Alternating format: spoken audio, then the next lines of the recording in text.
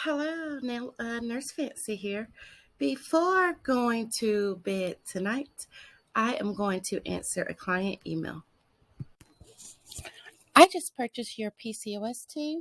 Will it help me with my cysts and PCOS, or would you recommend something else?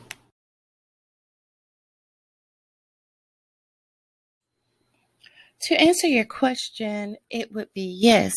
However, PCOS and ovarian cysts are different.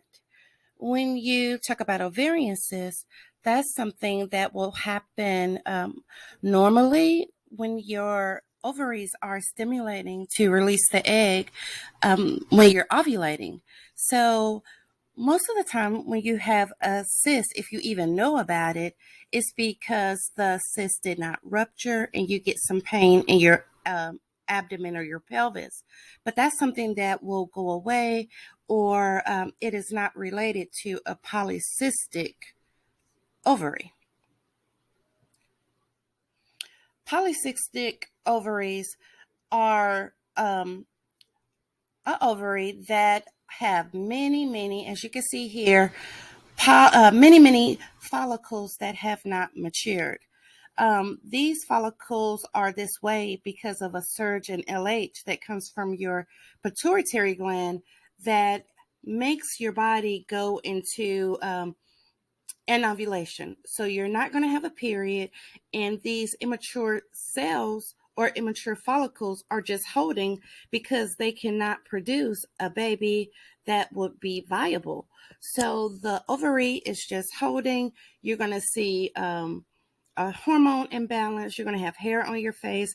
You're going to have acne and obesity. If you can look at the picture, you'll see a whole lot of different holes. These are just immature follicles. Some can be cysts, but this is clearly not an ovarian cyst. And like with the ovarian cyst, you're actually going to have a period.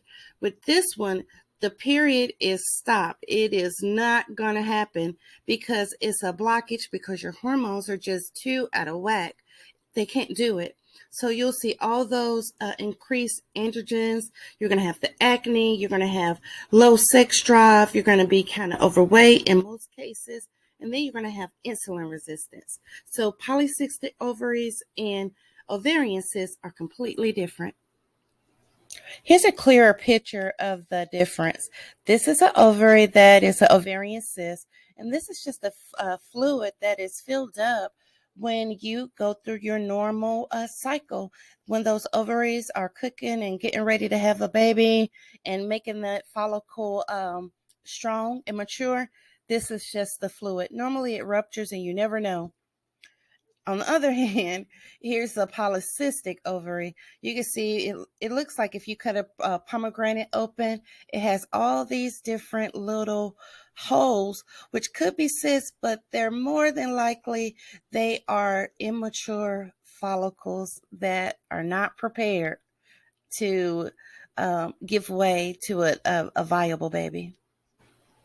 This diagram is a really good diagram to show you exactly what goes on in PCOS.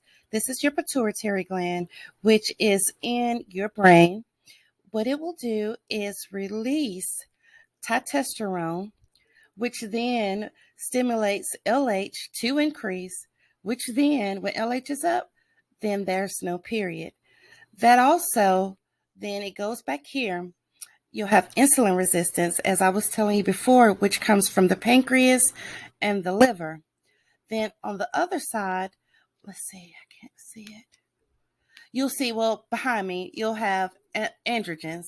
So the tea that I have formulated works directly for your liver, your pituitary gland, and it also works on the high androgens to stop this and ovulation and make you have a period and get everything working so that you can start having a period, you'll ovulate, your acne will get better, and then also you'll be a little bit calmer. This is the exact thing that I used, and I am so happy you purchased it.